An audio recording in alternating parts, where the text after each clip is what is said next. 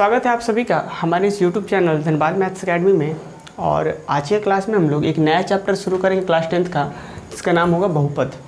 देखिए ये chapter actual में बहुत ही ज़्यादा इंपॉर्टेंट है। वो इसलिए क्योंकि अगर ये चैप्टर आप बहुत अच्छे से समझते हैं तो इसी से रिलेटेड जो आपका अगला चैप्टर होगा दो चर वाले रैखिक समीकरण, और मीन्स कि दो चर वाले रैखिक समीकरणों का युग्म दूसरा चैप्टर होगा। उसके बाद एक चैप्टर आएगा आपका द्विघात समीकरण, वो भी इसी चैप्टर से रिलेटेड है। तो अगर इस चैप्टर को बहुत अच्छे से समझते हैं तो आने वाले जो 2-3 चैप्टर्स होंगे बहुत अच्छे से आपको समझ आने वाली है। तो देखिए हमारे जो पढ़ाने का जो स्ट्रक्चर्स है, मीन्स कि हम क्या करेंगे, सबसे पहले आज की क्लास में डिस्कस करेंगे इस चैप्टर का बेसिक बात है। जैसा कि आपने एक चैप्टर हमसे पढ़ाया है वास्तविक संख्या है, जो फर्स्ट चैप्टर था, तो आपको समझ में आ गया होगा कि सबसे पहले हम लोग बेसिक बातों को डिस्कस करेंगे और उसके बाद प्रश्नावली को हम लोग डिस्कस करेंगे, ठीक है। लेकिन बहुत से स्टूडेंट क्या करेंगे कि वीडियो को स्किप करके चले जाएंगे और सीधा प्रश्नावली वाला वीडियोस देखेंगे। तो बाबू होगा क्या वहाँ पे, आपको आप क्वेश्चन तो कर पाओगे, लेकिन जैसे ही आप एनसीईआरटी से बाहर निकलेंगे ना, आप, मुझे पता है कि अगर आप हिंदी मीडियम से हैं, किसी स्टेट बोर्ड को फॉलो कर रहे हैं, तो आपके लिए एनसीईआरटी काफ़ी है। लेकिन जब क्लास 11-12 में आप जाओगे तो आपको इन्हीं सब चीज़ों की आवश्यकता पड़ेगी। तो वहाँ पे आपको प्रॉब्लम आएगा कि आपने सिर्फ एक्सरसाइज पढ़ा था। तो इसलिए हम लोग जो भी चैप्टर्स पढ़ेंगे ना, यहाँ पे सभी चीज़ों के बेसिक के बारे में बहुत अच्छे से बात करेंगे, ताकि आप अगर एनसीईआरटी से बाहर भी निकले तो आपको कहीं भी समस्या नहीं हो। क्लियर? तो एकदम पेशेंस रख के, बेसिक वाला क्लास तो बिल्कुल भी पेशेंस रख के देखना है। और उसके बाद मैं आपको विश्वास दिलाता हूँ कि इस अगर बेसिक क्लास को आप बहुत अच्छे से समझेंगे ना, तो एक्सरसाइज वाला में अगर मैं एक क्वेश्चन यहाँ सॉल्व करूँगा तब तक आप 2 क्वेश्चन सॉल्व कर लोगे। तो ये बेसिक का महत्व होता है। तो ठीक है, तो बेसिक के साथ बने रहेंगे, चाहे वो किसी भी चैप्टर्स का हो, ठीक है। तो चलिए हम लोग ज़्यादा समय नहीं लेकर के इस बहुपद को शुरू करते हैं, और आगे फिर हम लोग आने वाले क्लासेस में इसके एक्सरसाइज को बहुत अच्छे से करेंगे। बिल्कुल विश्वास रखिए कि अगर आप जुड़ते हैं तो आपको इस चैप्टर के लिए ज़रा सा भी सोचना नहीं है। जो भी चैप्टर्स हम लोग यहाँ पढ़ेंगे ना, उसके लिए सोचने की आवश्यकता नहीं पड़ेगी, सीधा एग्जाम में लिखेंगे। चलिए तो बहुपद को हम लोग शुरू करें। जैसा कि आपको पता है ना कि बहुपद, ये आपने क्लास 9th में भी पढ़ा होगा। बहुपद मीन्स कि बहुत सारे पद। तो ये बहुत सारे पद क्या है भाई? तो इस चीज़ को समझने के लिए आपने जो क्लास 5-6 में एक छोटी छोटी बातें पढ़ी होंगी, उन चीज़ों को मैं 10 सेकंड के लिए रिकॉल करूंगा। जैसे कि पहला जो आपने जान रहे होंगे आप लोग, चर क्या होता है। अच्छा, और एक बात बाबू देखो, बहुपद जो है ना, अभी अगर आप किसी भी स्टेट बोर्ड से हैं हिंदी वाले, तो आपके लिए तो ये काफ़ी है कि बहुपद पढ़ना है आपको, ये बहुत अच्छी बात है। लेकिन जैसे ही आप क्लास 10 से बाहर निकलेंगे ना, तो तुरंत आपको ज़रूरत पड़ेगा इस चीज़ का, इंग्लिश का। समझ लीजिए, चाहे आप कहीं से भी बिलोंग करते हो, किसी भी स्टेट बोर्ड से बिलोंग करते हो, तो इसलिए भले आप याद मत कीजिए, क्योंकि जब मैं भी क्लास 10th में था, 9th में था, तो सर हमारे हिंदी को भी बगल में इंग्लिश लिखा करते थे। लेकिन हम क्या करते थे, नहीं यार इंग्लिश क्यों लिखेंगे, अब मेरे एग्ज़ाम में तो हिंदी आएगा। तो ये सब बातें मैं लिखता भी नहीं था। लेकिन जब खुद का एक्सपीरियंस है तो समझ आता है कि नहीं, जो हमने क्लास 10th में हिंदी में पढ़ा था उसी चीज़ को अब इंग्लिश में यूज़ हो रहा है। तो भाई याद मत करना आप, मेरे लिए आप सिर्फ उसका इंग्लिश लिखते चले साथ में, ठीक है। ये बहुत इंपॉर्टेंस है। और ताकि जब कभी आप 1 से 2 साल के बाद इसी कॉपी को आप देखेंगे, तब आप मुझे याद करेंगे और आपको लगेगा कि नहीं, जो नोट्स था वो बहुत अच्छा नोट्स था, इसी नोट्स से हम सीबीएसई के बच्चों को भी पढ़ा सकते हैं। आपको ऐसा कॉन्फिडेंस आएगा। चलिए तो ज़्यादा इस पर डिस्कस नहीं करते हैं, बस इतना कहना है कि इंग्लिश भी ध्यान रखेंगे। और बहुपद हम लोग जो चैप्टर पढ़ रहे हैं उसका इंग्लिश होता है पॉलिनोमियल, ठीक है।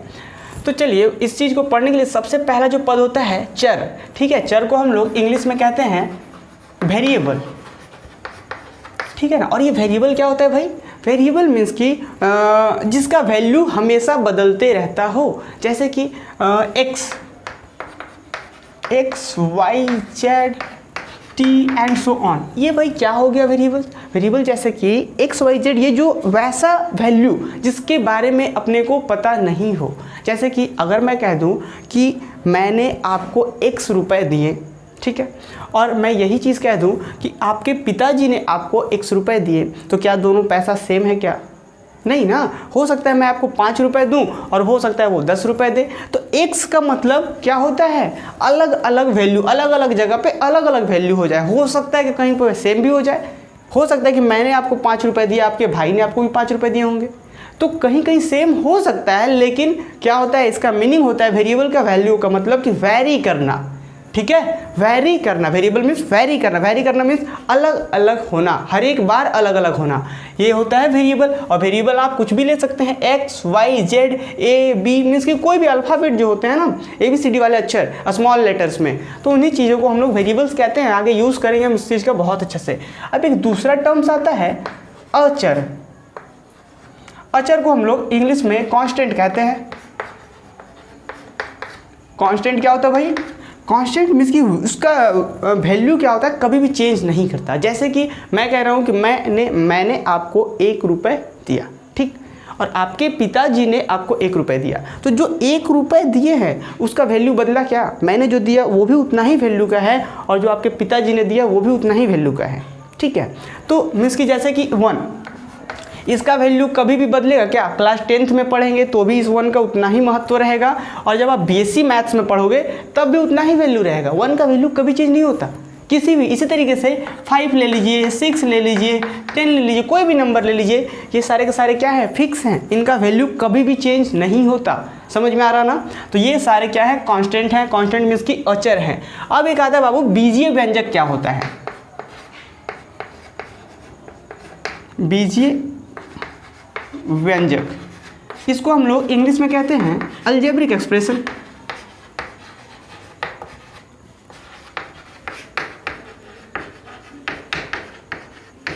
ठीक है। अब ये चीज़ छोटा सा बात है, इसको बहुत अच्छे से समझना है, ध्यान रखना है।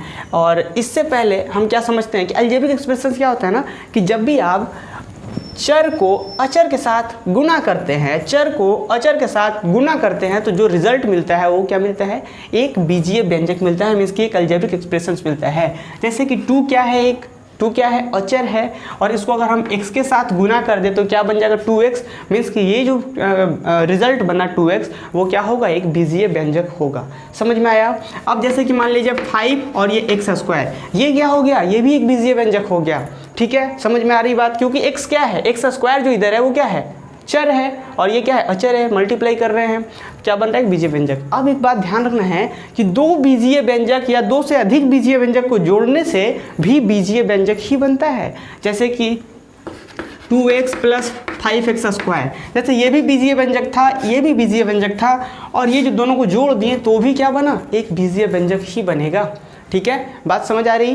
तो इस तरीके से बीजीय व्यंजक में बहुत सारे पद हो सकते हैं कि ये जो बीजीय व्यंजक है इसमें एक पद, एक दो पद हो गया। पद को डिफाइन अलग अलग करता है प्लस या माइनस। ठीक है, तो यहाँ पे एक बीजीय व्यंजक है जिसमें एक ही पद है, यहाँ पे एक बीजीय व्यंजक है जिसमें एक ही पद है। एक ही पद कहने का मतलब बाबू देखो, यहाँ पे प्लस माइनस यूज़ हुआ है क्या?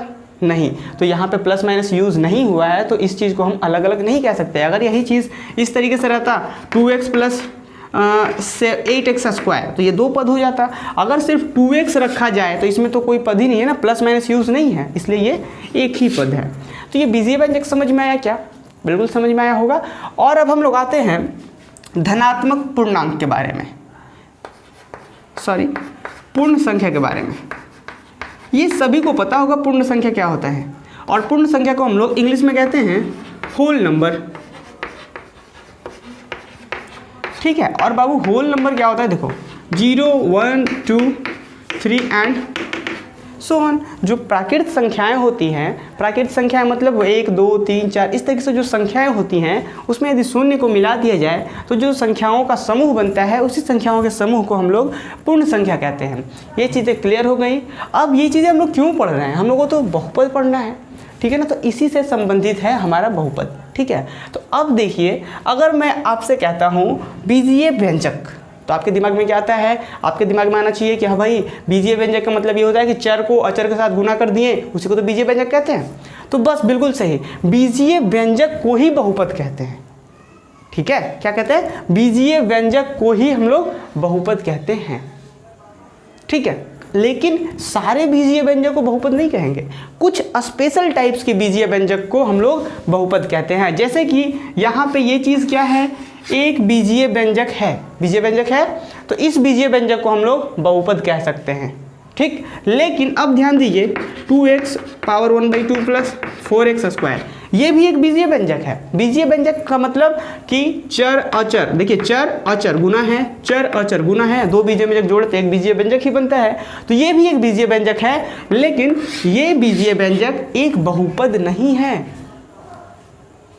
तो अब आप पूछेंगे कि हम लोग पता कैसे करेंगे कि कौन सा बीजीय व्यंजक बहुपद है और कौन सा बीजीय व्यंजक बहुपद नहीं है। तो उसके लिए बहुत सिंपल है कि वैसे बीजीय व्यंजक को हम लोग बहुपद कहते हैं। आप लिख सकते हैं कि वैसे बीजीय व्यंजक बहुपद कहलाते हैं जिन बीजीय व्यंजक में चर का घात एक पूर्ण संख्या हो। फिर से समझिए कि वैसे बीजीय व्यंजक बहुपद कहलाते हैं जिनमें चर का घात क्या हो, जिनमें चर का घात एक पूर्ण संख्या हो। जैसे कि इस बीजीय व्यंजक में देखिए दो जगह पे चर दिखेगा आपको, एक यहाँ पे और एक यहाँ पे। यहाँ पे चर का घात है, कुछ नहीं है, तो सॉरी कुछ नहीं है तो 1 है ना, कुछ नहीं तो 1 है। और 1 कहाँ से आता है, इस संख्या में आता है, 1 आता है पूर्ण संख्या में। तो यहाँ पे जो घात है वो भी एक पूर्ण संख्या है। यहाँ पे जो घात है 2 वो भी क्या है, एक पूर्ण संख्या है। इसका मतलब इस बीजीय व्यंजक को आप बहुपद कह सकते हैं। समझ में आ रही बात, इस बीजीय व्यंजक को आप बहुपद कह सकते हैं। अब यहाँ पे एक बीजीय व्यंजक है, देखिए यहाँ पे जो x का पावर कितना है 1/2 है। तो 1/2 क्या पूर्ण संख्या है, नहीं है। तो और यहाँ पे ध्यान दीजिए दूसरा जगह जहाँ पे है, यहाँ पे है x का पावर 2, ये क्या पूर्ण संख्या है, बिल्कुल है। लेकिन एक भी जगह अगर ऐसा मिल जाए कि पूर्ण संख्या नहीं हो, घात का पावर चर का घात अगर पूर्ण संख्या नहीं हो एक भी जगह, तो उस पूरे बीजीय व्यंजक को हम लोग कहेंगे कि भाई ये बहुपद नहीं है।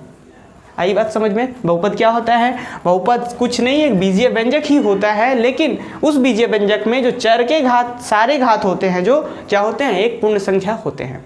चलिए, तो ये चीज़ें क्या थी, बीजीय व्यंजक जो बहुपद था उससे मीन्स कि ऐसा कर सकते हैं कि बहुपद का परिभाषा था। अब एक क्वेश्चन है आप लोगों से, एक क्वेश्चन ये है, जैसे कि मान लिया जाए आपकी मम्मी और आपके टीचर्स दोनों लोगों की हम बात करते हैं कि अगर आपकी मम्मी आपसे पूछे कि बाबू तुमको क्या अच्छा लगता है, तो आपका जवाब होगा शायद कि कोई चीज़ कोई डिश होगा। मान लीजिए सिर्फ क्वेश्चंस इतना हो आपकी मम्मी के द्वारा कि सिर्फ क्वेश्चंस इतना पूछा जाए कि बाबू आपको क्या अच्छा लगता है, तो आप ऐसा ज़रूर बोल सकते हैं कि मुझे मोबाइल चलाना अच्छा लगता है, मुझे मोबाइल दे दीजिए। या फिर आप ऐसा बोल सकते हैं कि मुझे नानी घर जाना अच्छा लगता है। या फिर आप ऐसा भी बोल सकते हैं कि मुझे पनीर की सब्ज़ी खाना बहुत पसंद है। अच्छा, ये बात थी कि कौन कि जब मम्मी पूछें तो आप यही क्वेश्चन है, क्या क्वेश्चन है कि आपको क्या अच्छा लगता है, सिर्फ इतना ही क्वेश्चन है, आपको क्या अच्छा लगता है। और खाने में या पीने में कोई बात नहीं, सिर्फ इतना कि आपको क्या अच्छा लगता है। तो आपने अपना जो भी आपको अच्छा लगता है आपने बताया। अब यही चीज़ आप स्कूल में चले जाइए और अगर यही क्वेश्चन टीचर पूछते हैं कि आपको क्या अच्छा लगता है, तो क्या आप वहाँ पे भी यही बताएंगे कि हमको मोबाइल चलाना अच्छा लगता है? बिल्कुल नहीं बताएंगे। क्वेश्चन सेम है, समझिए क्वेश्चन सेम है, लेकिन आंसर्स हो सकता है वहाँ पे आप जाके बताएंगे कि सर मुझे साइंस अच्छा लगता है, सर मुझे मैथ्स अच्छा लगता है। भले अच्छा लगे ना लगे, लेकिन समझ रहे हैं ना कि यहाँ से आंसर डिफरेंट होगा, क्वेश्चंस वही है। तो उसी तरीके से बहुपद जो होते हैं ना, बहुपद जैसे कि एक बहुपद ले लिया जाए 2x + 5x², ये एक बहुपद है, इसमें कोई शक नहीं है। समझ में आ रहा है सबको कि ये एक बहुपद है। अच्छा, इस बहुपद को हम लोग ऐसा कह सकते हैं कि इस बहुपद के दो नाम होंगे, वही एक मम्मी वाला और एक टीचर्स वाला, ठीक है ना। मीन्स कि इस बहुपद के कितने नाम होंगे, दो नाम होंगे। तो अब हम लोग दो नाम किस तरीके से डिफाइन करेंगे, जैसे कि वहाँ तो एक मम्मी ने पूछा था और एक टीचर्स ने, और यहाँ पे बात करेंगे कि एक बार हम लोग बात करेंगे इस बहुपद के घात के आधार पर, और एक बार बात करेंगे कि बहुपद का पद कितना है। जैसे इस बहुपद में दो पद है, एक पद एक दो पद, तो इस बहुपद को हम लोग द्विपदी बहुपद कहते हैं। अच्छा, और इस बहुपद के घात कितने हैं, जो घात है वो 2 है, तो घात अगर 2 है तो इसको हम लोग द्विघात बहुपद कहेंगे। समझ में आ रहा नहीं, दो अलग अलग बात, बहुपद एक ही है, लेकिन ये डिपेंड करता है कि हमें बोलना किसके आधार पे है। अगर पद के आधार पे बोलना है तो द्विपदी बहुपद, और यदि घात के आधार पे बोलना है तो क्या होगा, द्विघाती बहुपद। तो आपको समझ में आ रहा होगा कि बहुपद के प्रकार दो तरीके से निकाले जाते हैं, लेकिन सबसे पहले बहुपद का घात क्या होता है, इन चीज़ों को चलिए लिख लेते हैं हम लोग।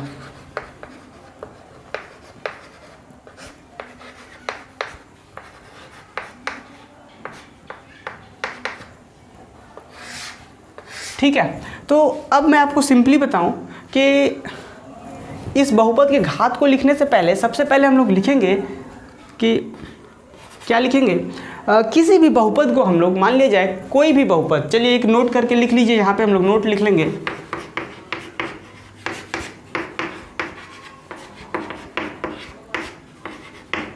किसी बहुपद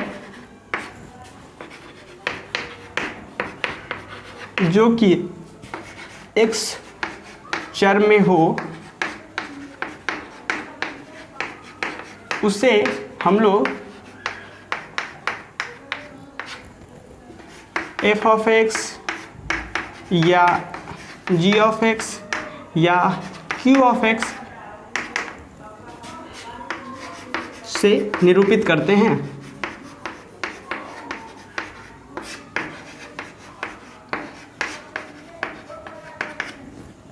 ये बहुत ही ज़्यादा इम्पॉर्टेंट है। जैसे कि अभी हमने एक बहुपद लिया, ठीक है ना, हमने एक बहुपद लिया 2 प्लस, चलिए कुछ इस तरीके से ले लेते हैं 2x प्लस 5x स्क्वायर। ध्यान रहे इस बहुपद में अगर मैं पूछूं कि चर क्या है, तो चर आप कहेंगे कि सर हमेशा इस बहुपद में चर क्या है, x है, ठीक है ना, इस बहुपद में चर क्या है, x है। आप ऐसा नहीं कह सकते कि यहाँ पे x स्क्वायर इसका चर है, x स्क्वायर चर नहीं है। आप इस x स्क्वायर को x इंटू एक्स लिख सकते हो क्या। अब आपको खुद समझ में आएगा कि ये क्या है, एक बीजीय व्यंजक है, फिर x मल्टीप्लाई हो रहा है, मीन्स कि यहाँ भी चर x, यहाँ भी चर x। तो फाइनली आप ऐसा कह सकते हो कि इस बहुपद में चर क्या है, x है। तो जिस बहुपद में x चर हो उसको हम लोग f ऑफ x से निरूपित करते हैं। समझ में आ रहा है। f ऑफ x का मतलब हो गया कि ये जो है पॉलिनोमियल है, पॉलिनोमियल मीन्स की बहुपद है x वेरिएबल में, x चर में। इसी चीज़ को आप चाहे तो g ऑफ x भी लिख सकते हो। g ऑफ x मतलब 2x प्लस 5x स्क्वायर। आपके ऊपर डिपेंड है कि आप f ऑफ x लिखिए या g ऑफ x लिखिए, या फिर आप p ऑफ x भी लिख सकते हैं, ठीक है। तो ये किसी भी बहुपद को दर्शाने का एक तरीका हो गया, p of x equal to 2x plus 5x square. समझ में आ रही बात। तो किस तरीके से निरूपित करते हैं, अगर यही चीज़ मान लिया जाए y में रहे तो हम लोग क्या उसको f ऑफ x से निरूपित करेंगे, क्या नहीं करेंगे। उस चीज़ को हम क्या करेंगे, f ऑफ y से निरूपित करेंगे। जो यहाँ पे चर होता है ना, वो बताता है कि उस बहुपद में कौन चर है, ठीक है ना। तो इसलिए ये चीज़ें ध्यान रखनी है, ठीक है। आप p of x r of x भी लिख सकते हैं, कोई फर्क नहीं पड़ता, ठीक है। अब चलिए हम लोग किसी भी बहुपद के घात के बारे में बात करते हैं। जैसे मैंने यहाँ पे एक एग्जांपल लिख रहा हूँ 2x प्लस 2x स्क्वायर। अब बताइए इस बहुपद को आप p ऑफ x लिख सकते हैं क्या। कहीं कहीं सिर्फ यही दिया रहेगा, आपको मानना होगा कि माना कि p of x equal to this, कोई समस्या नहीं होनी चाहिए मानने के लिए, ठीक है। तो एक बहुपद मान लीजिए ऐसा है, और इस बहुपद का घात कितना है ये कैसे पता करेंगे। तो बहुपद का घात पता करने के लिए हम सिंपली देखते हैं कि बहुपद के उस बहुपद में चर कहाँ कहाँ पे मौजूद है। चर का मतलब वेरिएबल कहाँ कहाँ पे उपस्थित है। तो आप देखेंगे यहाँ पे वेरिएबल है, यहाँ पे वेरिएबल है। इन दो जगह वेरिएबल्स में सबसे ज़्यादा वेरिएबल्स का पावर क्या है, यहाँ पे वेरिएबल्स का पावर 1 है, यहाँ पे वेरिएबल्स का पावर क्या है, 2 है। तो इसलिए इस बहुपद का घात कितना हो जाएगा, 2। फिर से समझिए बहुपद का घात क्या होता है। बहुपद का घात को समझने के लिए क्या करते हैं हम लोग, उस बहुपद में चेक करते हैं कि कहाँ कहाँ पे चर है। चर मीन्स कि कहाँ कहाँ पे वेरिएबल है। तो देखिए एक वेरिएबल यहाँ पे है और एक वेरिएबल यहाँ पे, बस 2 ही जगह है। यहाँ पे पावर कितना है, 1 है, यहाँ पे घात कितना है, 2 है। तो जो अधिकतम घात होगी बीजीय व्यंजक में, चर की अधिकतम घात ही बहुपद की घात कहलाती है। तो क्या लिखेंगे, बहुपद के घात का परिभाषा लिखेंगे कि किसी बीजीय व्यंजक में चर की अधिकतम घात ही उस बहुपद की घात कहलाती है। तो क्या लिखें हम लोग, किसी बीजीय व्यंजक नहीं, किसी बहुपद लिख दीजिए। किसी बहुपद में चर की अधिकतम घात ही उस बहुपद का घात कहलाता है। बात आ रही होगी समझ में। एक एग्जांपल से क्वेश्चंस लेते हैं आप लोगों के लिए। 2x square plus 9x plus 8, ये f of x equal to, चलिए बताइए इस बहुपद का घात कितना है। सबसे पहले आपके मन में एक क्वेश्चन आ रहा होगा कि सर क्या ये बहुपद है। बिल्कुल बहुपद है। आप देखेंगे कि ये चीज़ चर अचर का गुना है, चर अचर का गुना है, लेकिन यहाँ पे सिर्फ और सिर्फ आपको अचर दिख रहा होगा, लेकिन चर भी है यहाँ पे। कैसे है, 8 को आप 8 इंटू 1 लिख सकते हैं क्या, बिल्कुल लिख सकते हैं। अब 8 इंटू 1 और 1 को क्या लिख सकते हैं, किसी भी चर का या अचर का पावर अगर 0 करते हैं तो 1 ही तो आता है। देखिए 8 को हम लोग ऐसा लिख दिए 8 into x to the power 0, किसी भी वेरिएबल्स का पावर 0 करेंगे तो वैल्यू 1 ही देता है, आप सभी को पता होगा। तो आप 8 को ऐसा लिख दिए, मतलब ये भी देखिए एक क्या है, बीजीय व्यंजक है। फाइनली आप ऐसा कह सकते हैं कि यहाँ पे चर का पावर 2 है, यहाँ पे चर का पावर 1 है, यहाँ पे चर का पावर 0 है। तो इस बहुपद में चर की अधिकतम घात क्या है, जो कि 2 है, तो इसलिए इस बहुपद का घात क्या हो जाएगा, 2 हो जाएगा। ठीक है, बात समझ आ रही है। चलिए, तो अब ये चीज़ें हो गई, बहुपद का घात आशा है आप लोगों को बहुत अच्छे से समझ आया होगा। और अब हम लोग इससे आगे बढ़ते हैं। इसके बाद हम लोग देखते हैं कि बहुपद के प्रकार कितने प्रकार के होते हैं बहुपद।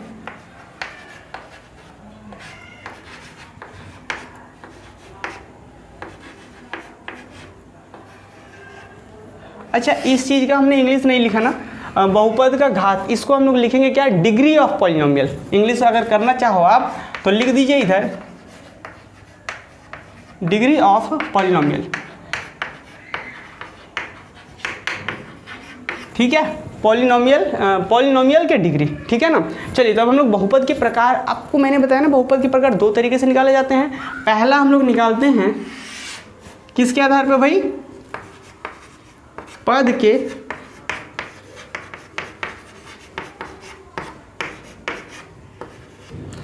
के आधार पर। दूसरा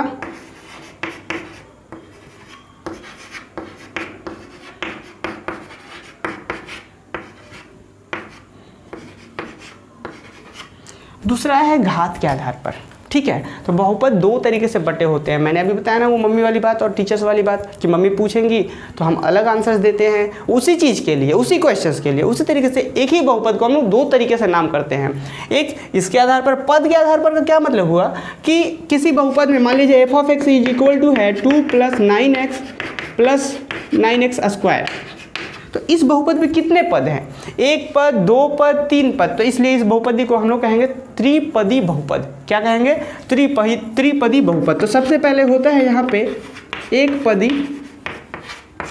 बहुपद।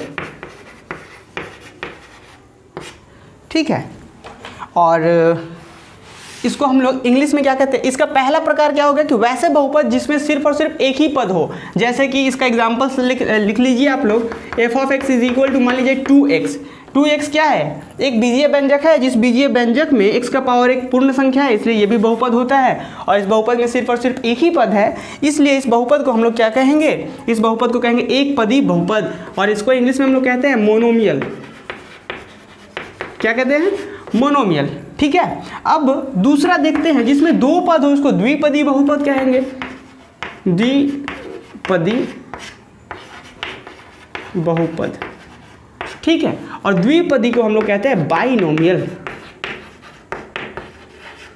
ठीक है, अब द्विपदी मतलब चलिए एक एग्जांपल्स ले लेते हैं हम लोग, f ऑफ x या p ऑफ x भी ले सकते हो आप, जैसे 2x + 5x स्क्वायर। देखिए, तो एक पद, यहाँ पे 2 पद हो गया ना, द्विपदी बहुपद।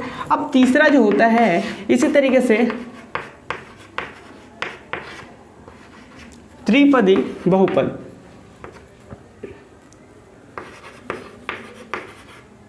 ठीक है, इसको इंग्लिश में कहते हैं लोग ट्राइनोमियल। ठीक है, अब इसके बाद इसका एग्जांपल्स भी आप लिख सकते हैं। इसका क्या लिख सकते हैं, 2 + 8x + 9x स्क्वायर। देखिए, ये भी 3 पद वाला बहुपद है, 1, 2 एंड 3।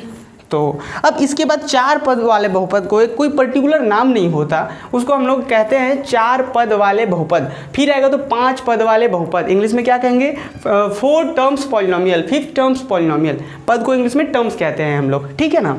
चलिए, अब घात के आधार पे क्या होता है कि वैसा बहुपद जिसका एक घात हो। एक घात कहने का मतलब कि मान लिया जाए f of x equal to है 2 + 2x। तो देखिए, तो इसमें क्या है, 2 × 2 कहने का मतलब है कि 2 × x⁻0 है ना। अब मैंने आपको बताया था कि 2 को क्या लिख सकते हैं हम, 2 × x⁻0 लिख सकते हैं।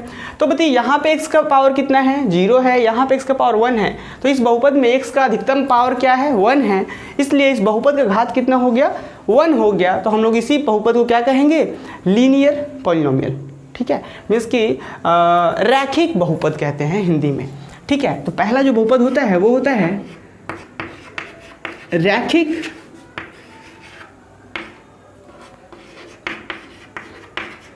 बहुपद। समझ में आ रहा है, इसको हम लोग इंग्लिश में क्या कहते हैं, लीनियर पॉलिनोमियल।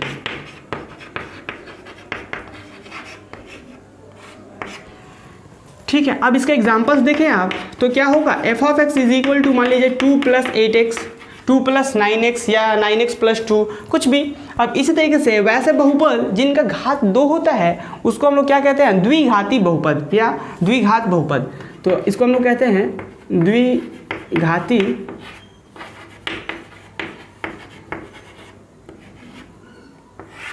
ठीक है, इसको हम लोग इंग्लिश में कहते हैं क्वाड्रेटिक पॉलिनोमियल,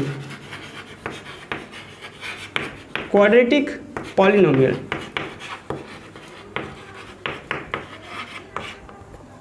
इसका एग्जांपल्स देख लीजिए, एफ ऑफ एक्स। अब मुझे तो एग्जांपल्स बताने की आवश्यकता नहीं, आप लोग खुद से भी लिख पाते 2x + 9x²। ठीक है, अब थर्ड क्या है, वैसा जिसका 3 घात हो तो त्रिघाती बहुपद कहते हैं हम लोग।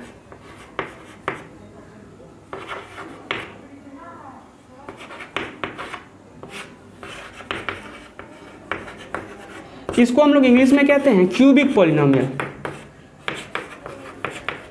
Cubic polynomial. पॉलिनोमियल शॉर्टकट में लिखे हैं, पूरा लिख लीजिएगा। एग्जांपल्स क्या होगा, एग्जांपल्स तो बताने की आवश्यकता नहीं है, फिर भी देख लीजिए 2 + 3x⁻3। क्या है, यहाँ पे 2 ही जगह है, यहाँ पे एक बार x का जगह 0 है, एक बार x⁻3 है, हाईएस्ट क्या हो गया 3। इसका मतलब ये भी हो गया क्या, त्रिघाती बहुपद। जरूरी नहीं है कि x पावर 1 वाला हो, पावर 2 वाला हो, पावर 3 वाला हो, जरूरी नहीं है। जरूरी सिर्फ और सिर्फ ये भी रहे तो भी हम लोग क्या कहेंगे, त्रिघाती बहुपद ही कहेंगे। समझ आ रही बात। चलिए, और इसके बाद एक जिसका 4 घात होता है ना, उसको हम लोग क्या कहते हैं, चतुर्थ घात बहुपद। क्या कहते हैं, चतुर्थ घात बहुपद। लिख लीजिए 4th में, बहुत इंपॉर्टेंट है ये भी। ये हालांकि एनसीईआरटी में इतना ही पढ़ना है, और ये आप आर.डी. शर्मा वगैरह दूसरे बुक को फॉलो करेंगे ना तो वहाँ पे आपको देखने को ये मिलेगा, चतुर्थ घात बहुपद। इसको इंग्लिश में कहते हैं बाई क्वाड्रेटिक,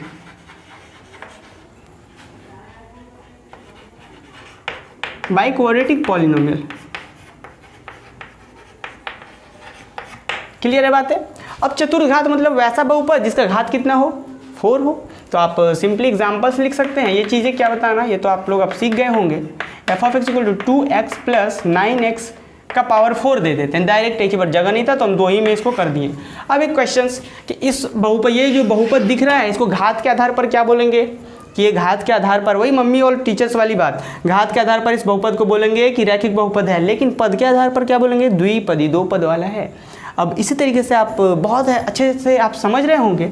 तो अब हम लोग आते हैं बहुपद के शून्यक के बारे में, जो अब हम लोग चैप्टर में इन करने वाले हैं। ठीक है ना, यहीं से चैप्टर शुरू होता है आपका कि बहुपद का शून्यक होता क्या है। ठीक है, तो इन चीज़ों का मैंने बहुत अच्छा से प्रॉपर नोट्स बना रखा है ताकि कुछ भी चीज़ें छूटे ना। जब तक बेसिक्स क्लियर नहीं होंगी तो आपको प्रॉब्लम्स आएंगी। ठीक है, थोड़ा सा पेशेंस रखेंगे हम लोग, है ना, पेशेंस रखेंगे, उसके बाद आराम से पढ़ेंगे, एकदम बहुत आराम से पढ़ेंगे, बहुत समय है अपने पास, है ना। चलिए, तो इसके बाद हम लोग क्या पढ़ेंगे, बहुपद का शून्यक पढ़ेंगे हम लोग, है ना। चलिए देखते हैं बहुपद का शून्यक। हेडिंग दे दीजिए, ये तो क्योंकि आपको लिखना भी है ना कॉपी में, बहुपद।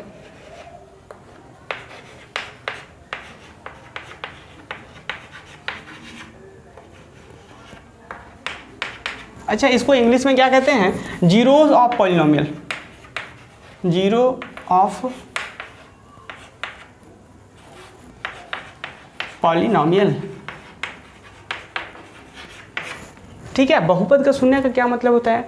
अगर मैं अब आपसे पूछूं, क्योंकि मैंने आपको बता रखा है कि किसी भी बहुपद को हम लोग किस तरीके से रिप्रेजेंट करते हैं, कि अगर कोई बहुपद x चर में है, मान लिया जाए कोई बहुपद x चर में है 2 + 2x² + 9x³, तो सबसे पहले इसका नाम पहले मुझे आप ये बताइए कि इसका नाम घात के आधार पर क्या होगा, त्रिघाती बहुपद, इंग्लिश में क्यूबिक पॉलिनोमियल। और पद के आधार पर त्रिपदी बहुपद, 3 पद है, त्रिपदी बहुपद। तो इस बहुपद को हम लोग पी ऑफ एक्स या एफ ऑफ एक्स से रिप्रेजेंट कर सकते हैं, दिखा सकते हैं। ये एक बहुपद हो गया। और बहुपद का क्वेश्चंस आपके एग्जाम्स में आएगा, बहुपद दे दिया रहेगा और कहा जाएगा क्या कि बहुपद के शून्यक फाइंड कीजिए। ठीक है, क्या कहा जाएगा, बहुपद दे दिया जाएगा और उस बहुपद के आपको शून्यक फाइंड करने होंगे। ठीक है, तो पहले ये तो पता कर लें कि शून्यक होता क्या है। जैसे कि एक हम छोटा एग्जाम्पल लेते हैं, 2x - 4, ये एक बहुपद दिख रहा है क्या, बहुपद बिल्कुल दिख रहा है।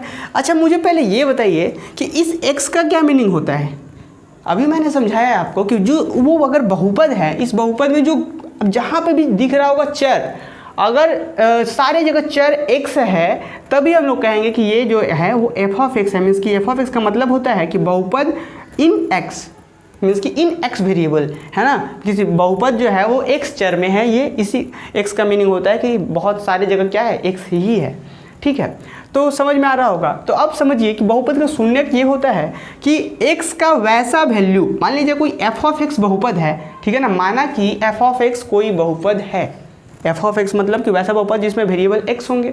तो माना कि f ऑफ x कोई बहुपद है, तो x का वैसा वैल्यू उस बहुपद का शून्यक कहलाता है। समझिए, x का वैसा वैल्यू उस बहुपद का शून्यक कहलाता है जिसके लिए उस बहुपद का मान शून्य हो जाए।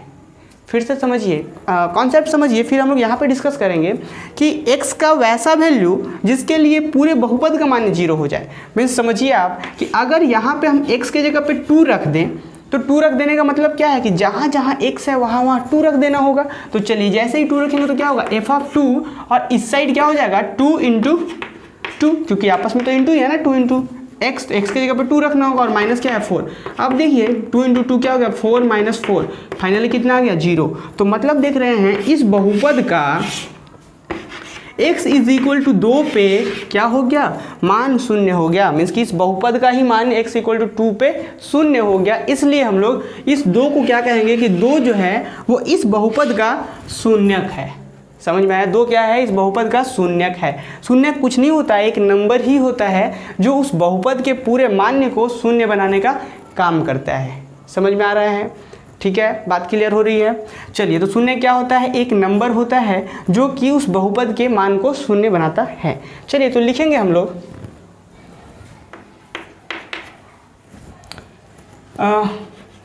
इसका आंसर, बहुपद का जो हम लोग शून्य का परिभाषा लिखेंगे कि माना कि f ऑफ x कोई बहुपद है, माना कि f ऑफ x कोई बहुपद है, ठीक है, माना कि f ऑफ x कोई बहुपद है, तो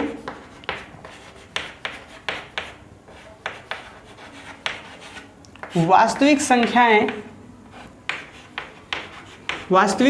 अल्फा उस बहुपद का शून्यक कहलाएंगी।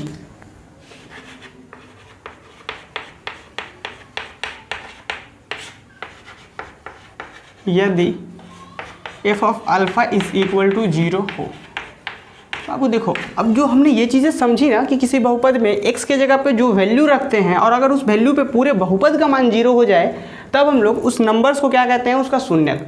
लेकिन ये जो नंबर है वो ज़रूरी है 2 होगा, किसी अगले बहुपद के लिए 4 हो जाए, किसी और बहुपद के लिए 5, 7, 8, 10, 11 कुछ भी हो सकता है ना।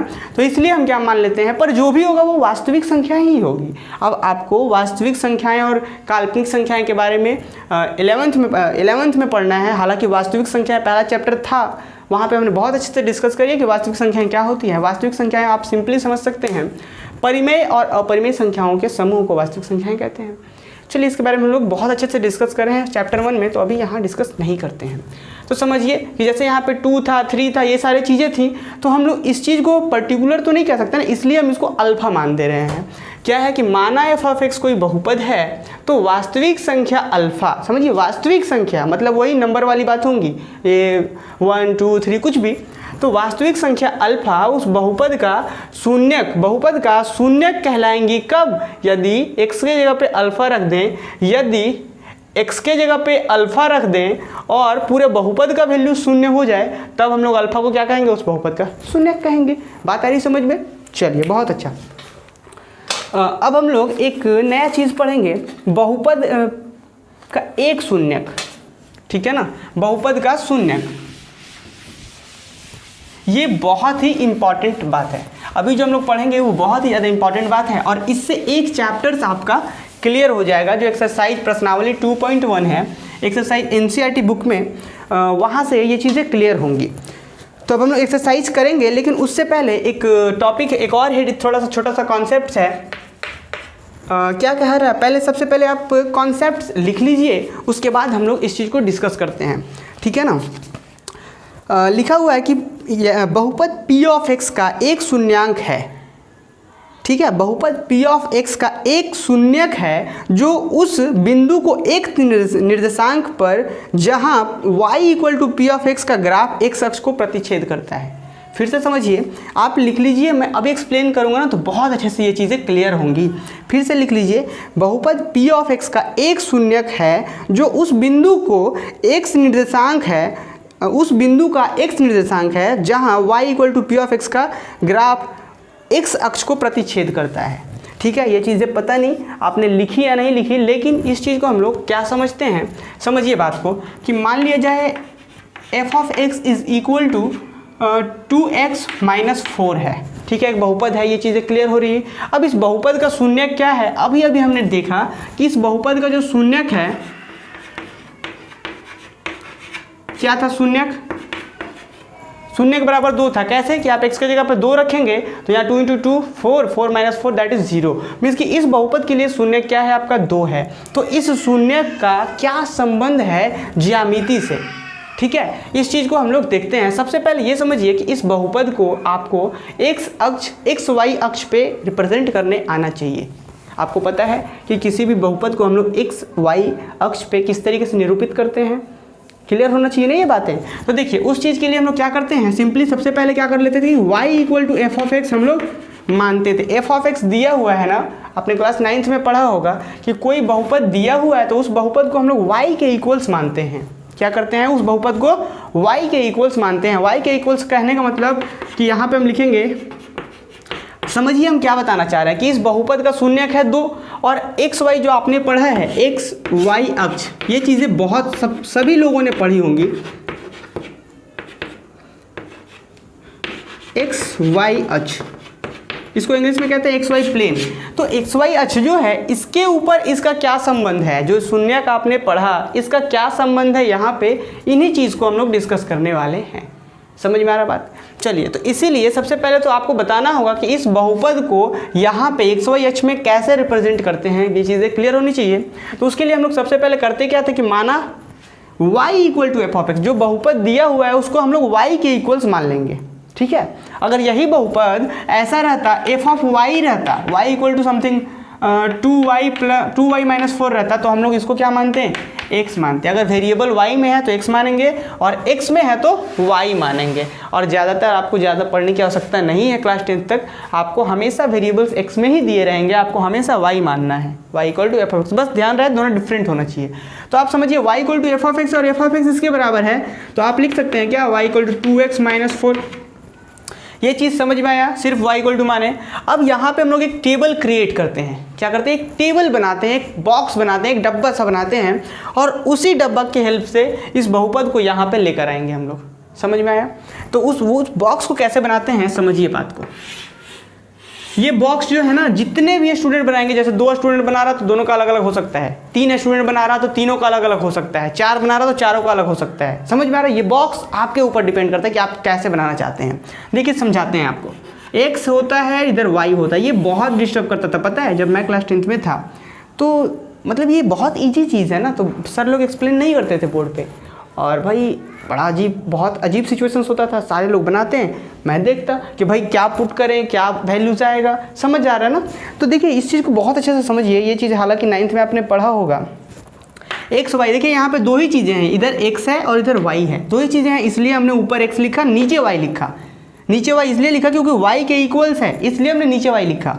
अब आपको क्या करना है, अपने मन से एक्स का कोई भी वैल्यू रखिए और हमेशा मेरा कहना मानिए कि हमेशा आप पहले 0 से शुरुआत करेंगे। x का वैल्यू क्या रखते हैं, 0 रखें। तो x का वैल्यू अब क्या कीजिए, ये जो आपके पास y इक्वल टू आया है, इसमें x का वैल्यू 0 रख कर देखिए क्या आएगा। x का वैल्यू आप यहाँ पे 0 रखेंगे तो क्या आएगा, 2 इंटू 0 0 और 0 माइनस 4 क्या आएगा। देखिए तो जैसे कि y इक्वल टू है 2x माइनस 4 है, x की जगह पे आपको क्या रखना है, 0। अपने मन से आप चाहें तो 4 भी रख सकते हैं। चलिए पहले 0 रखते हैं, तो 0 रखेंगे तो यहाँ पे क्या होगा, 2 इंटू 0, फाइनल क्या होगा 2 इंटू 0 0 माइनस 4। अब 0 माइनस 4 करेंगे तो माइनस 4, तो y इक्वल टू कितना आ गया भाई, -4। तो जब x इक्वल टू 0 रख रहे थे तो y इक्वल टू कितना आ रहा था, -4। एक काम खत्म, इसको क्लोज कर दिए। ठीक, अब फिर अपने मन से दूसरा वैल्यू रख के देखिए, 1 रख के देखिए, 2 रख के देखिए, समझ आ रहा है ना। ये आपके ऊपर डिपेंड करता है कि आप क्या रखेंगे। इसलिए मैंने कहा कि जितने स्टूडेंट बनाएंगे उन सभी का आंसर अलग अलग हो सकता है। ठीक है, चलिए अब हम दूसरा वैल्यू रख कर देखते हैं। जैसे यहाँ 2x था तो अब हम x की जगह पे 2 रखते हैं, तो 2 × 2 4, 4 - 4, जैसे 4 - 4 क्या हो गया, 0। तो जब x की जगह पे 2 रख रहे हैं, x की जगह पे जब 2 रख रहे हैं तो y का वैल्यू कितना आ रहा, 0 आ रहा। तो काफ़ी है, लेकिन एक और हम लोग बना लेंगे। और एक क्या बना लेंगे, मान लेते हैं, चलिए हम 4 रख लेते हैं। ठीक है, 4 रख लेते हैं तो क्या होगा देखिए, तो 2 × 4 क्या होगा, 8, 8 - 4 क्या आएगा, 2 × 4 8 हो गया, -4, 8 - 4 आ गया 4। तो जब हम लोग 4 रख रहे हैं y, जब हम लोग x 4 रख रहे हैं तो y भी कितना आ रहा, 4 आ रहा है। ठीक है, ये बॉक्स इस तरीके से बनता है। अब यहाँ पे समझना है हम लोगों को, ये शून्यक है, शून्यांक जो है इसका संबंध क्या है इससे। लेकिन सबसे पहले इसको हम, इस बहुपद को यहाँ बना तो लें, इस बहुपद को पहले हम वहाँ बना तो लें। तो कैसे बनेगा, अभी हमने ये जो बॉक्स बनाया ना, इस बॉक्स में देखिए जोड़ा मीन्स कि पेयर बनाते हैं हम लोग, समूह बनाते हैं, जोड़ा जोड़ा मीन्स कि इस 0 के साथ कौन है, तो -4। तो 0, -4 एक बिंदु होगा, समझ में आ रहा है, एक बिंदु। दूसरा बिंदु कौन होगा, 2, 0। तीसरा बिंदु कौन होगा, 4, 4। इस तरीके से आप चौथा बिंदु भी निकाल सकते हैं, या चाहे तो आप सिर्फ 2 ही बिंदु से काम कर सकते हैं। ठीक है ना। चलिए, तो ये 3 बिंदु हमने निकाला, और ये कहाँ से निकल रहा है समझ में आया। 0 के साथ जो आया था उसको बिंदु बना दिए, 2 के साथ जो आया था वो बनाए, 4 के साथ जो आया था वो बना दिए। अब समझिए, यहाँ पे हम एक ग्राफ बनाते हैं। ये आपका y एक्सिस है, y अक्ष है, हिंदी में कहते हैं हम लोग, और ये x अक्ष है। ठीक है ना। अब समझिए, पहला बिंदु जो क्या है, 0 और -4। तो ये आपको पता है कि ये हमेशा जो फर्स्ट वाला होता है वो x के लिए होता है, और दूसरा वाला जो होता है वो y के लिए होता है। तो फर्स्ट में x में 0, x में 0 कहाँ होता है भाई, x में 0 जो होता है, जैसे कि मान लीजिए यहाँ पे हम ले रहे हैं, तो क्या ये x में 0 होगा, क्या x में 0 का मतलब x अक्ष में दूरी 0 होना चाहिए। तो यहाँ पे देखिए, तो यहाँ से आपको डिस्टेंस हम लोग हमेशा 0, यहाँ ऑरिजिन से मापते हैं, केंद्र से मापते हैं। तो ये जो है दूरी, क्या x में 0 है, बिल्कुल नहीं, यहाँ पे कुछ ना कुछ दूरी है। तो x 0 किधर होता है, इस लाइन पे x कहीं पे, जैसे यहाँ पे x ले लें, क्या होगा, x तो यहाँ कहीं चला भी नहीं है, 0 हो गया। अगर यहाँ पे x ले ले तो देखिए, तो ना इधर चला ना इधर चला, 0 हो गया। यहाँ पे x ले ले तो भी 0, यहाँ पे x ले ले तो भी 0। इस लाइन पे यदि कहीं भी ले लें तो 0 होगा। मतलब समझिए, उल्टा वाली बात है। इस एक्सिस पे, इस अक्ष पे अगर x लेते हैं तो 0 मिलेगा, और इस अक्ष पे y लेते हैं तो 0 मिलेगा। ये बातें शायद आप पहले से जान रहे होंगे। तो ये चीज़ें हैं। तो अब अपना पहला पॉइंट तो मिल गया कि x जो 0 होगा वो इधर होगा कहीं ना कहीं। ठीक, और उसके साथ -4। अब -4 क्या है, ये y में है -4, तो मान लेते हैं -1, -2, -3 और -4 यहाँ पे है। तो अब x एक्सिस में देखिए, जो आपका पॉइंट होगा ना 0 और -4, वो यहाँ पे होगा, क्योंकि देखिए यहाँ पे x कितना है, 0 है। x तो सभी जगह 0 है, लेकिन हम लोग सिर्फ एक से नहीं कह सकते, दूसरा पॉइंट भी मिलना चाहिए। -4 और 0 इसी पॉइंट पे है। मिला, बात समझ में आया। तो एक पॉइंट मिल गया, इस पॉइंट को हम लोग वहाँ कैसे रिप्रेजेंट किए समझ में आया होगा। अब 2, 0 कहाँ है, x में 2, y में 0, x में 2 और y में 0। अब समझिए बात को, y में 0 तो यही वाला लाइन होगा ना, y में 0 यही वाला लाइन होगा, क्योंकि यहाँ लेते हैं तो y में गया का नहीं, इसकी कहीं पे भी पॉइंट ले ले तो y में 0 होगा, और x में 2 मान लेते हैं, x में 1 यहाँ है, x में 2 यहाँ है। तो इस पॉइंट को हम लोग क्या कहेंगे, x में 2 y में 0, x में 2 y में 0। समझिए, x में 2 y में 0। तो ये पॉइंट हो गया। अब तीसरा पॉइंट क्या है, 4, x में 4, अब y में मान लेते हैं 1, 2, 3 और 4, x में 4, y में भी 4। देखिए x में 4 यहाँ है, तो अब ये जो लाइन होगा आप यहाँ पे लीजिए तो भी देखिए 4 ही है, यहाँ लीजिए तो भी 4 ही होगा, यहाँ लीजिए तो भी 4 ही होगा। कहीं पे भी आप पॉइंट्स लीजिएगा तो ये जो डिस्टेंस है वो 4 ही होगा। समझ में आया, जरूर नहीं है सिर्फ यहीं पे 4 होगा, यहाँ पे भी लीजिएगा तो डिस्टेंस मापिए 4 ही आएगा। ठीक है, तो x में 4 और y में 4 यहाँ पे है, देखिए। तो ये जो पॉइंट होगा वो क्या है, x में भी 4 है, x में भी 4 है, और इधर से देखिएगा y में 4 यहाँ है, इधर भी 4 ही होगा। और यहाँ पे y में भी 4 है। तो x में 4 और y में 4 क्या है, ये पॉइंट है। फिर लास्ट में हम लोग क्या करते हैं, तीनों पॉइंट्स को, ये जो पॉइंट्स दिख रहा है आपको, ये पॉइंट्स को ज्वाइन करा देंगे। समझ में आया क्या, कैसे ज्वाइन कराएं हम लोग। तो अब मैं आपको हमेशा एक बातें बताऊं कि कभी भी रैखिक बहुपद लेंगे ना हम लोग, देखिए तो ये रैखिक बहुपद है कि नहीं है, मीन्स कि इस बहुपद का घात 1 है। तो रैखिक बहुपद हम लोग जब भी लेंगे, एक बात ध्यान रख लीजिए कि रैखिक बहुपद जब भी लेंगे और उसका ग्राफ हम लोग XY पे बनाएंगे तो वो हमेशा एक सीधी रेखा ही बनेगी। समझिए, हमने एक रैखिक बहुपद लिया और इसका ग्राफ हम लोग बनाए, इस प्रोसेस से ग्राफ बनाए, एक सीधी रेखा बनी। और अगर भाई क्या होता था ना, जब मैं क्लास 10th में था तो कभी कभी ऐसा होता था कि रैखिक बहुपद तो ले लिए, एक पॉइंट यहाँ आ रहा है, दूसरा यहाँ आ रहा है और तीसरा इधर आ गया, लो तो ये क्या कैसे बनेगा रैखिक बहुपद।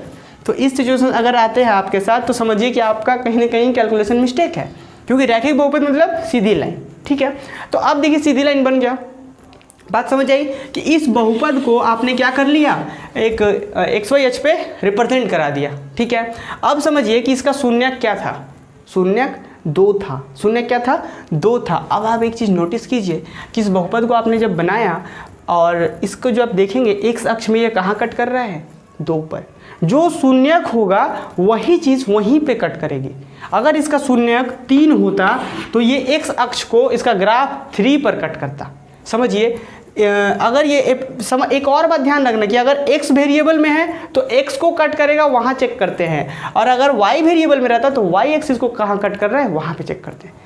क्लियर है। फिलहाल एक बार और समझिए कि इस बहुपद का ग्राफ क्या है, ये चीज़ है। ठीक है, और इस बहुपद का शून्यक क्या था, ये चीज़ है। तो हम यहाँ से अब देख रहे हैं कि इस बहुपद का जब हम लोग ग्राफ बना रहे थे तो वो x एक्सिस को कहाँ पे कट कर रहा है, x एक्सिस को, ध्यान दीजिए, x एक्सिस को 2 पे कट कर रहा है। x एक्सिस को कहाँ कट कर रहा है, 2 पे कट कर रहा है। और हम शून्यांक भी देख रहे हैं 2 है। मतलब एक चीज़ यहाँ से हम सीख सकते हैं, यही चीज़ वहाँ पे एक नोट करके मैंने लिखाया, ये चीज़ यहाँ पे जो हम लिखा रहे थे वो यही चीज़ था कि जो शून्यांक होता है उसी चीज़ को x एक्सिस पे हमारा जो बहुपद है वो कट करता है, बहुपद का ग्राफ जो होता है वो कट करता है। अब शायद आप सुनेंगे, फिर से परिभाषा सुनेंगे तब आपको समझ आएगा। देखिए कि बहुपद px का एक शून्यक है जो उस बिंदु का x निर्देशांक है। बहुपद f(x) का एक शून्यक है जो उस बिंदु का x निर्देशांक है। ये बिंदु है ना 20 क्या है, बिंदु है, और इस बिंदु का x निर्देशांक कौन है, इसका शून्यक। x निर्देशांक कौन है, इसका शून्यक। मतलब x एक्सिस को प्रतिच्छेद करता है, 2 पे शून्यक पे करता है। अब एक बात ये तो थी रैखिक बहुपद वाली बातें। अब एक हम लोग और देख लेते हैं कि जरूरी है रैखिक बहुपद मिले, हो सकता है आपको द्विघात बहुपद मिल जाए, जैसे कि f(x) इज इक्वल टू मान लिया जाए 2x प्लस 9x²। ठीक है, अब मैं आपको सिंपली बताऊं कि सिंपली इसके लिए हम लोग एक टेबल सा बनाते हैं, लेकिन आपको क्लास 10th में टेबल वगैरह नहीं बनाना है, आपको सिंपली ऑब्जर्व करके लिखना है। ठीक है, तो मान लिया जाए ये ऐसा आपको क्वेश्चंस कर दिया गया कि एक कोई बहुपद है f(x), ठीक है, वो द्विघाती बहुपद है या 3 घाती बहुपद है नहीं पता अपने को। एक कोई बहुपद है f(x) जिसका ग्राफ दिया हुआ है ऐसा।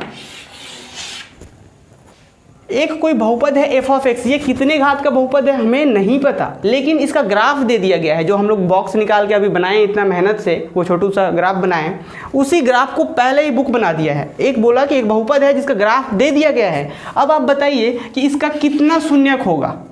तो अभी हमने सीखा कि शून्यक होता क्या है, शून्यक कुछ नहीं होता, जो x एक्सिस पे कट करता है, जो x का निर्देशांक होता है बिंदु का, जो x एक्सिस पे होता है, उसी x अक्ष वाले बिंदु को ही उसका शून्यक कहते हैं। तो देखिए इस f(x) का जो ग्राफ है वो 3 जगह x एक्सिस को कट कर रहा है, एक यहाँ पे, एक यहाँ पे, एक यहाँ पे। तो इस बहुपद के शून्यांकों की संख्या कितनी होगी, 3 होंगी।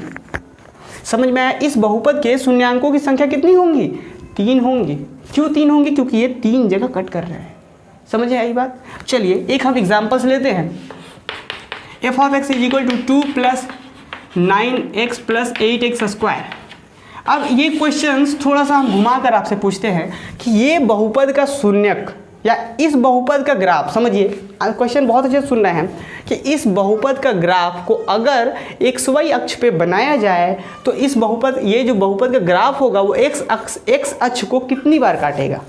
समझिए बात को कि इस बहुपद को यदि XY अक्ष पे बनाया जाए, इसके ग्राफ को, ठीक है ना। तो ये इसका ग्राफ जो होगा वो एक्स एक्सिस को कितनी बार कट करेगा। समझ आ रहा है क्वेश्चन क्या बोलना चाह रहे हैं हम। चलिए नहीं आ रहा है तो कोई बात नहीं, फिर से भी हम लोग इसको अच्छे से डिस्कस करते हैं। देखिए पेशेंस रखना बहुत बड़ी बात है, ठीक है ना। पेशेंस बहुत अच्छी बात है, पेशेंस रखना चाहिए आदमी को। ये एक बहुपद है, जैसे कि अभी एक बहुपद था 2x - 4, इसको हमने ग्राफ बनाया तो एकदम सिंपली सा कुछ ऐसा ग्राफ आया। उस तरीके से अगर इसको ग्राफ बनाया जाए, क्वेश्चन है कि अगर इस बहुपद के ग्राफ x y अक्ष पे बनाया जाए तो वो x एक्सिस को कितनी बार कट करेगा, है ना। तो अब मैं आपको एक इससे बहुत ही इंपॉर्टेंट नोट बताता हूँ। ये बहुत ही इंपॉर्टेंट है, हालांकि आपने क्लास 9th में पढ़ा होगा, और ये नोट करके लिख लीजिए कि बहुपद की घात जितनी होंगी बहुपद के शून्यांकों की संख्याएं उतनी होंगी। समझिए बात को, बहुपद का घात जितनी होंगी उतना ही उसके शून्यांकों की संख्या होगी। जैसे कि एक बहुपद आपके पास था 2x + 4, तो इसके शून्यांकों की संख्या कितनी थी, इसका शून्यांक आया था x = 2। आपने कभी सोचा क्या कि सिर्फ x = 2 पे ही 0 मिलेगा, और किसी पे मिल सकता है क्या? तो नहीं, आप चेक करके देख लीजिए, और किसी पे नहीं मिलेगा।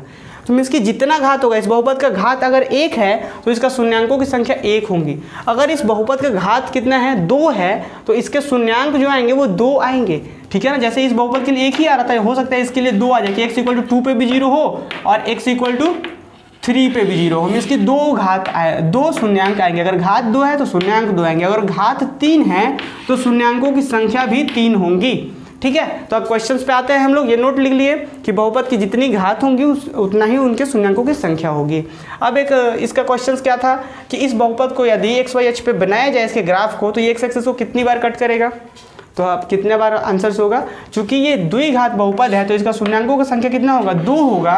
अगर शून्यांकों का संख्या 2 होगा तो ये x एक्सिस को कितनी बार कट करेगा, 2 बार, ठीक है। और मैं आपको बता दूं कि ज़्यादातर द्विघात बहुपद जो होते हैं वो हमेशा U टाइप के ग्राफ बनते हैं। जैसे कि रैखिक बहुपद के जो ग्राफ होता है वो एक सीधी रेखा होती है, उसी तरीके से द्विघात बहुपद का जब भी आप ग्राफ चेक करेंगे तो वो हमेशा U टाइप्स का होगा। इस तरीके से होगा, या इस तरीके से होगा, या इस तरीके से होगा, या इस तरीके से होगा, ठीक है।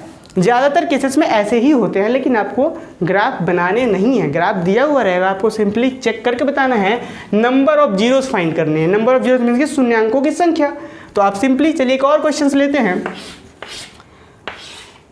अब बताइए, ये किसी बहुपद का ग्राफ है, ठीक है। अब बताइए इस बहुपद का, मान लिया जाए ये किसी f(x) बहुपद का ग्राफ है। अब बताइए इसका शून्यांकों की संख्या कितनी होंगी, शून्यांकों की संख्या कितनी होंगी, 1। क्यों? क्योंकि x एक्सिस को 1 बार कट कर रहा है। अब एक बहुत इंपॉर्टेंट क्वेश्चन, f(y) है। तो f(y) एक कोई बहुपद है, तो आप बाबू ये बताओ कि इस बहुपद में चर क्या है, वेरिएबल्स क्या है। तो आप अभी मैंने बहुत अच्छे से बताया है कि इसका चर जो होगा वो y है, ठीक है ना।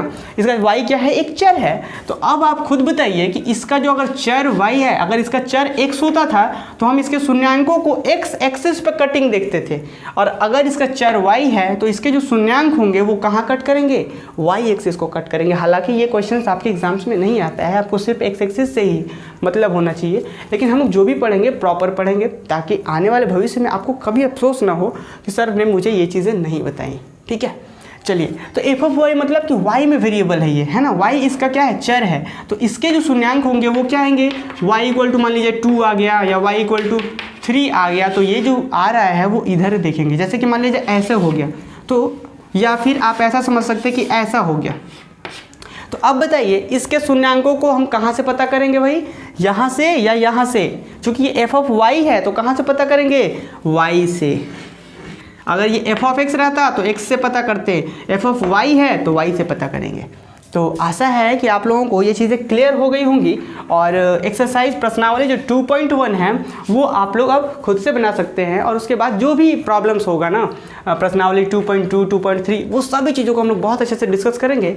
बस ज़रूरी है कि आप लोग हमारे साथ जुड़े रहें और इस वीडियोस को और भी लोगों तक शेयर करें, क्योंकि मैं बताऊँ कि मैं एक स्टूडेंट हूँ, ठीक है ना, और मैं ये जो भी पढ़ाता हूँ बस सिर्फ अपने खर्च के लिए पढ़ाता हूँ, और कोई मैं यहाँ बिजनेस नहीं कर रहा। मतलब ये कोई ऐसा नहीं कि बहुत सारा पैसा कमाना है, बस मैं जहाँ रूम पे रहता हूँ उस रूम का खर्च निकालना है, और बाकी थोड़ा मोड़ा अपना भी खर्च, समझ रहे हैं ना।